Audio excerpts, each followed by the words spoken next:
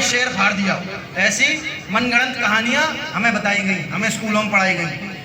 बीरबल को सब जानते हैं, अकबर बीरबल, बहुत स्टोरी सुनी होंगी, बहुत चुटकुले आते हैं अकबर बीरबल के नाम पे। क्या हमने कभी सोचा कि छत्रपति शिवाजी महाराज कौन थे? क्या हमने सोचा रानी लक्ष्मीबाई कौन थी? क्या हमने सोचा भगत सिंह कौन थे? भगत सिंह को भी सब लोग जानते होंगे भाई, देश आज़ादी में भगत सिंह का बहुत बड़ा, भगत सिंह जी का बहुत बड़ा योगदान था, बलिदान दिया उन्होंने। तो ऐसी चिंता करने का यही विषय है। हम सब यहीं इसलिए बैठे हैं कि हमारे पूर्वज तो इन सब की उम्र हो गई, जो बड़े बुजुर्ग यहाँ बैठे हैं इनकी तो उम्र हो गई, इनकी चिंता करने की आवश्यकता नहीं है। हमारी नई छाई बैठी हुई है यहाँ पे, जो युवा वर्ग बैठा हुआ है, जो बच्चे बैठे हुए हैं, उन्हें पता ही नहीं है हिंदुओं का इतिहास क्या है। इनकी तो उम्र हो गई, ठीक है, इनके तो इनका अंतिम चरण जो बजट बोर्ड बैठे हैं। हम जो बैठे हैं हमें जो आगे बढ़ना है, 50-60 साल जीना है और बच्चों को भी आगे सिखाना है, उन्हें चिंता करना है, बैठ के ही करना क्या है, कैसे धर्म बचाया जाए। उस दिन जैसे आपने ईसाई मिशनरी की प्रार्थना चल रही थी तो वहाँ बड़े बुजुर्ग बैठे हुए थे। अब बड़े बुजुर्गों को वो पहले काढ़ेंगे, अपने ईश्वर के बारे में बताएंगे, उसके बाद वो क्या करेंगे, वो छोटे छोटे बच्चों को समझाएंगे। तो ऐसे करके हमारा हिंदू धर्म खत्म होने की कगार पर आता है, हमारा हिंदू धर्म खतरे में आता है। तो इसको समझने के लिए हम बड़े बूढ़ों का भी बहुत बड़ा योगदान है। आज जो यहाँ से आप सुनकर जाएं तो छोटे छोटे बच्चों को प्रेरित करना कि तुम्हें हनुमान चालीसा का पाठ करना चाहिए, कम से कम हनुमान जी को तो याद रखोगा, बल का प्रतीक है। अब हनुमान जी के साथ हम यात्राओं में क्या करते हैं, उन्हें बड़ा सा बॉडी बिल्डर वाला वो आ रहा है आजकल, झांकी, उस पर झांकी सजा के हनुमान जी से गदा घुमा के बच्चे मजे लेते हैं जोकर बना के। तो ऐसा हिंदू धर्म का मजाक बनाया जा रहा है। भगवानों को यात्राओं में नचाया जाता है कि राधा कृष्ण नाच रहे हैं, उल्टे सीधे भजन चल रहे हैं। तो हमारे भगवान क्या ये थे? बजरंग बली गंभीरता और बल का प्रतीक थे। बजरंग बली ने क्या किया, बजरंग बली ने क्या त्याग किया, कैसे वो भगवान प्रभु श्री राम के प्रति समर्पित थे, क्या वो किसी ने बताया? मगर हमारे बजरंग बली का तो मजाक बनाया जाता है। हमारे प्रभु श्री राम को तो गालियां दे रहा पूरा देश। दूसरा वर्ग आके हमारे मुंह पे कह रहा था कि कोई कह रहा था उस दिन ईसाई मिशनरी वाला कि भगवान प्रभु श्री राम की तो पत्नी थी, हमारी ईश्वर की पत्नी नहीं है। तो हमारे भगवानों को परिवार है, तभी तो हम सबके परिवार हैं। तो ऐसी चीजें बताने के लिए विश्व हिंदू परिषद का निर्माण जब हुआ तो सबसे पहले संगठन को क्या दिया गया? हमारा देश में आस्था का प्रतीक था राम मंदिर। हमारे हिंदुओं का राम मंदिर है ही नहीं, ना हिंदू विचार कर रहा है, ना हिंदू को देश आजाद हो गया, बल्ले बल्ले हो गई, बात खत्म। अब हम अपनी अपनी जिंदगी जिएंगे, अपने अपने घर बनाएंगे, अपने अपनी खेती बचाएंगे, अपनी अपनी जमीनों की रक्षा करेंगे। क्या हमारे प्रभु श्री राम का मंदिर था? किसी ने विचारधारा, किसी के अंदर विचार तो थे कि हमारे प्रभु श्री राम का मंदिर नहीं है, मगर कैसे बनेगा? किसने सोचा ये? कैसे भगवान प्रभु श्री राम का मंदिर आज 500 वर्षों के बाद खड़ा हुआ है? किसने विचार लाए? कौन विचार लाकर अपने लोगों के बीच में रखा, लोगों को इकट्ठा किया? कौन थे वो लोग? वो थे राष्ट्रीय स्वयंसेवक संघ के लोग, जिन्होंने विचार किया कि एक हिंदू संगठन बनना चाहिए। एक हिंदू संगठन वैसा होना चाहिए जो हिंदुओं का नेतृत्व करे, जहाँ हिंदुओं को रक्षा का बात हो, जहाँ हिंदुओं की संस्कृति की बात हो, जहाँ हिंदुओं के आत्मबल का बात हो। संगठन को बढ़ाना चाहिए, उस संगठन को जागरूक करना चाहिए। तब विश्व हिंदू परिषद का निर्माण हुआ। राम मंदिर का मुद्दा सबसे पहला मुद्दा दिया गया। उस टाइम पर जब राम मंदिर का मुद्दा नहीं था तब विश्व हिंदू परिषद का निर्माण हुआ। उसके बाद संगठन ने सोचा क्या किया जाए। संगठन का निर्माण तो हो गया, अब क्या करा जाए? तो हिंदू यात्राओं पे कोई ईंटें मार रहा है, कोई डंडे मार रहा है, कोई अपने झुंड लेके घुस जा रहा है, हिंदू यात्राएं निकलने दे रहे हैं। देश आजाद होने के बाद हम अपनी यात्राएं अपने देश में खुल के निकाल सकते, अगर हम निकालेंगे तो हम पे पत्थरबाजी होगी। तो ऐसी यात्राओं को निकालने का प्रयास विश्व हिंदू परिषद ने किया। बजरंग दल के कार्यकर्ताओं को खड़ा किया, हाथों में लाठी लेके। बजरंग दल के कार्यकर्ता यात्राओं के आगे पीछे चलते थे कि अगर किसी उपद्रवी ने पत्थर फेंका तो हम उसको पत्थर का ईंट का जवाब पत्थर से देंगे। ये लाठी विश्व हिंदू परिषद और बजरंग दल की लाठी है। और किसी ने हिंदू यात्राओं पे पत्थर लगाने का प्रयास किया तो उसको विश्व हिंदू परिषद बजरंग दल के कार्यकर्ता जवाब देंगे। तो ऐसे यात्रा निकलनी स्टार्ट हो गई। उसके बाद अब राम मंदिर कैसे बनाया जाए। आज भी हमारे काशी और मथुरा का मंदिर नहीं बना, मगर राम मंदिर हमने बना लिया। अब राम मंदिर बनाने का हुआ कि राम मंदिर कैसे बनेगा, सरकार हमारे पक्ष में नहीं है। बाबरी मस्जिद छाती तान के खड़ी हुई है हमारे छाती पे। प्रभु श्री राम की छाती पे बाबरी मस्जिद खड़ी हुई थी, जहाँ प्रभु श्री राम की जन्मभूमि थी उस पर बाबरी मस्जिद खड़ी हुई थी। प्रयास कर रहे हैं कैसे राम मंदिर बनाया जाए, कैसे बाबरी मस्जिद को हटाया जाए। फिर विश्व हिंदू परिषद की जैसे हम आपके बीच आए ऐसे ही कार्यकर्ता गाँव गाँव पहुंचे। कैसे बंद कर दो, कैसे बंद कर दो, कैसे मत करो। यहाँ जितने लोग बैठे हैं उनको समझ में आ जाए, बहुत है, पूरे गाँव को सुनाना है। वो ऊपर के माइक बंद कर दो। कुछ यहाँ पे बातें ऐसी करी जाती हैं जो और विपक्ष लोगों को पसंद नहीं आएंगी। तो हम नहीं चाहते हैं गांव में विवाद हो। नहीं बंद कर दो, कोई बात नहीं, बंद कर दो। अरे दिक्कत से मतलब नहीं, आप बंद कर दो। जो संगठन का नियम अभी देखना पड़ता है। आपकी रक्षा का भी तो हमें जिम्मेदारी लेनी है। कहीं आपके गांव में विवाद ना हो जाए, बजरंग दल कार्यकर्ता विवाद करवा चलेगा, ऐसे कोई करे नहीं, बंद कर दिए। तो विश्व हिंदू परिषद ने जिम्मेदारी ली कि गांव के हिंदू परिवारों को हम जगाने का प्रयास करेंगे, राम मंदिर बनवाने का प्रयास हम करेंगे और बाबरी मस्जिद को ध्वस्त करने का काम बजरंग दल करेगा। बजरंग दल गया, गांव में लोगों को जागरूक किया, फिर कार सेवा स्टार्ट हुई। आप सबने सुना होगा कार सेवा हुई थी। मुलायम सिंह रक्षा मंत्री थे, कल्याण सिंह की सरकार थी यूपी में, कांग्रेस की सरकार पूरे भारत में थी। कार सेवा स्टार्ट हुई। भारत के कोने कोने से, कोई पश्चिम बंगाल साइड से आ रहा है, कोई केरला से आ रहा है, कोई उधर गुजरात से आ रहा है, कोई राजस्थान से आ रहा है, कोई कन्याकुमारी से आ रहा है, कोई कश्मीर से आ रहा है। गांव गांव से लोग निकल कर आए, अयोध्या की तरफ बढ़ चले और नारा दिया गया, मंदिर वहीं बनेगा जहां के नारा था, मंदिर वहीं बनाएंगे, रामलला हम आएंगे, मंदिर वहीं बनाएंगे, रामलला हम आएंगे।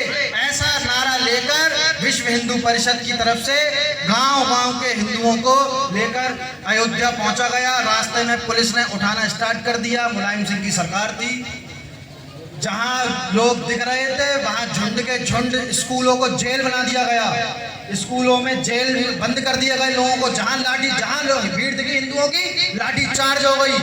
देश भर का हिंदू अयोध्या की तरफ बढ़ चुका था। अयोध्या की तरफ बढ़ने के बाद अयोध्या को चारों तरफ से पुलिस से सीज कर दिया गया। बाबरी मस्जिद, सुबह 4 बजे आंदोलन स्टार्ट हुआ, शाम के 4 बजे तक बाबरी मस्जिद का एक तिनका भी नहीं दिखा। लाखों की संख्या में हिंदू वहां पे इकट्ठा हुआ, बाबरी मस्जिद ध्वस्त कर दी और बजरंग दल के जो कार्यकर्ता तो ऊपर खड़े हुए थे उन्हें गोलियों से छंदी कर दिया। उसमें कितने बजरंग दल के कार्यकर्ता मारे गए, कितना हिंदू समाज मारा गया। और सरकार किसकी थी? हमारी। हमारे लोग सत्ता में बैठे हुए थे मगर किसी ने भी विचार नहीं किया, सिर्फ एक पक्ष की बात रखने के लिए कि कहीं हमारा वो वोट बैंक हमसे नाराज ना हो जाए। कहीं हमारा वो वोट बैंक नाराज हो गया तो हमें कुर्सी कैसे मिलेगी, हम उस कुर्सी पर बैठेंगे कैसे। तो इस चक्कर में आकर लाखों हिंदुओं को गोली का शिकार बना दिया गया। किसी के हाथ पैर टूट गए, किसी का बेटा चला गया, किसी का भाई चला गया। सरयू नदी में सिर्फ लाशों के और खून के अलावा कुछ नहीं दिख रहा था। सिर्फ किसकी लड़ाई थी? हमने छोटा सा एक मंदिर को ही मांगा था अपना, मगर हमें मंदिर भी चैन से नहीं दिया। सामने बाबरी मस्जिद ध्वस्त कर दी। उसके बाद फिर आंदोलन हुआ, फिर आंदोलनों के बाद कोर्ट में केस गया। तो आज 500 वर्षों के बाद अयोध्या का प्रभु श्री राम का मंदिर बनकर खड़ा हुआ। अगर विश्व हिंदू परिषद बजरंग दल नहीं पहुंचा होता तो आज भव्य मंदिर होता ही नहीं। आज हम सब ने मिलकर हिंदूवादी सरकार नहीं बनाई होती तो आज राम मंदिर होता ही नहीं। हम क्या कहते हैं अपने वंशजों से, क्या कहते हैं अपने बच्चों से कि राम मंदिर क्यों टूटा और हम आज तक बना ही नहीं पाए। आज हम गर्व से कह सकते हैं कि राम मंदिर हिंदुओं ने बाबरी मस्जिद तोड़ के बाबर की छाती पर खड़ा किया है। तो ये संगठन इस प्रकार से कर पाता है जब हिंदू जागता है। अब राम मंदिर बन गया, अब क्या करा जाए? अब कैसे हिंदुओं को अब फिर जागरूक, अब हिंदू फिर सो गए, हिंदू सोचा राम मंदिर बन गया, अब क्या करना है? अब तो फिर बैठना घर पे। क्या हिंदू मंदिर कितनी बार यहाँ पे आक्रमण हुए। जब मुगल इस देश में आए थे तो 500 वर्षों तक, 500 वर्ष समझ लेना, 5 वर्ष की बात नहीं कर रहा हूँ, 500 वर्ष जब मुगल खड़े हुए थे, जहाँ आज की डेट में हमारा पाकिस्तान है, वहां पे राजपूतों का राज हुआ करता था। राजस्थान पूरा हुआ करता था वो, तब भारत भूमि बोली जाती थी। 500 वर्षों तक राजपूतों ने वहां रोक कर रखा, क्षत्रियों ने मुगलों को। 500 वर्ष का आप मतलब समझे कितनी पीढ़ी हो गई। 500 वर्ष तक भारत के अंदर मुगलों को घुस नहीं दिया। 500 वर्ष तक ही बाहर लड़ते रहे, युद्ध लड़ते रहे। 18 वर्ष के युवा, 18 वर्ष से ज्यादा उम्र के युवा भारत के अंदर वो राजस्थान के अंदर खत्म हो गए थे। बड़े बुजुर्ग सब युद्ध में बलिदान हो गए। जितने हमारे 40 की उम्र के, 30 की उम्र के, सब युद्ध में बलिदान हो गए। छोटे छोटे बच्चे बड़े होते थे। हमारी माताएं बहनें वो देवियां हुआ करती थी उस टाइम पे, जिन्होंने रक्षा करी, जिन्होंने फसलों का ख्याल रखा। हमारे बड़े तो थे नहीं। उन माताओं बहनों का क्या उस टाइम का उपकार रहा होगा, क्या उनका कठिनाई रही होगी जो फसलों का भी ध्यान रखा। बच्चों को पैदा कर रहे हैं, फिर युद्ध करने रणभूमि में भेज दे रहे हैं। तो वो 500 वर्ष इस राजस्थान के लिए कितने बड़े रहे होंगे। एक बार अपनी विचार करके देखना कि उन 500 वर्षों ने कितने सर कटे होंगे, कितने हाथ पैर कटे होंगे, कितनी लाशें बही होंगी, कितना खून रक्त बह रहा था राजस्थान के अंदर। देख मैं फोन ला लूंगा तू अपना। खून की मिट्टी पे सींच के हमने 500 वर्षों तक मुगलों को बाहर रोक के रखा था। उसके बाद पृथ्वीराज चौहान का वो लास्ट युद्ध था, उसके बाद युद्ध वो हारे, तो 500 वर्षों के बाद पहली बार मुगल सल्तनत दिल्ली में आके बैठी।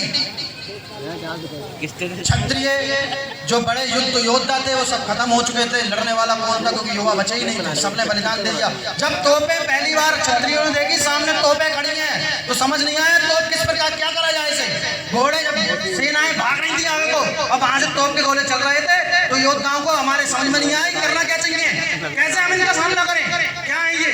जब तोपें जैसे देख ही नहीं थी पहले से, जब उन्होंने तोपें सामने समझ नहीं पाया क्या करा जाए, तो घोड़े हाथी जितने भी आ गए थे सब वापस लौट के भाग रहे थे, सब सेना के ऊपर चढ़ते हुए वापस भाग रहे थे, सेना पीछे भाग रही थी तोपों को देखकर। तो क्षत्रियों को समझ में नहीं आया क्या करना चाहिए, तो अपने सिर उन तोपों में डाल दिए, उन तोपों को जाम कर दिया, अपने खून से, अपने मांस के लतेड़ों से उन तोपों को जाम कर दिया। तो ऐसे बलिदानी हमारे देश में, हमारी भारत भूमि में रहे हैं। ऐसा बलिदान जब हुआ है तब हिंदू समाज बचा है, तब हिंदू समाज की रक्षा हुई है। तो ऐसे बलिदानों को हमें पता होना चाहिए हमारे लिए बलिदान किसने दिया है। उसके बाद जब दिल्ली में मुगल सल्तनत बैठ गई, 800 वर्षों तक, 500 वर्षों तक तो हमने बाहर रोके रखा, उसके बाद 800 वर्षों तक हमने गुलामी करी, हमारे पूर्वजों ने गुलामी करी, आपके पूर्वजों ने गुलामी करी। वो गुलामी सहने के बाद फिर एक हिंदू शहर जाकर पैदा हुआ, महाराणा प्रताप।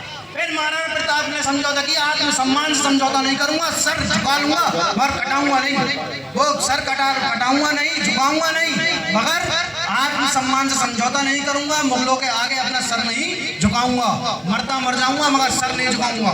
भाइयों ने, बगल के राज्यों ने सपोर्ट करने से मना कर दिया कि हम मुगलों के विरुद्ध नहीं लड़ेंगे, उनकी 8 लाख की सेना है, तुम्हारे पास क्या है।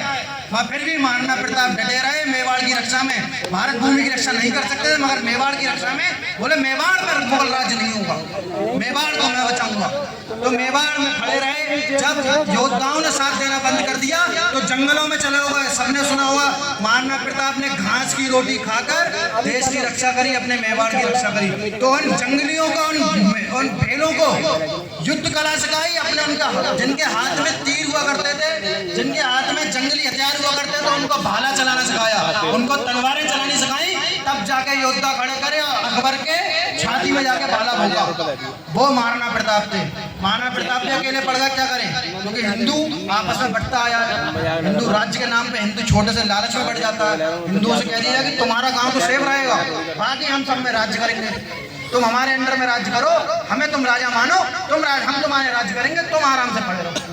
तो हिंदू क्या है, सबसे पहले आत्मसम्मान समझौता कर लेता, बोला अपनी जान बचे ना, अपने प्राण बचे ना,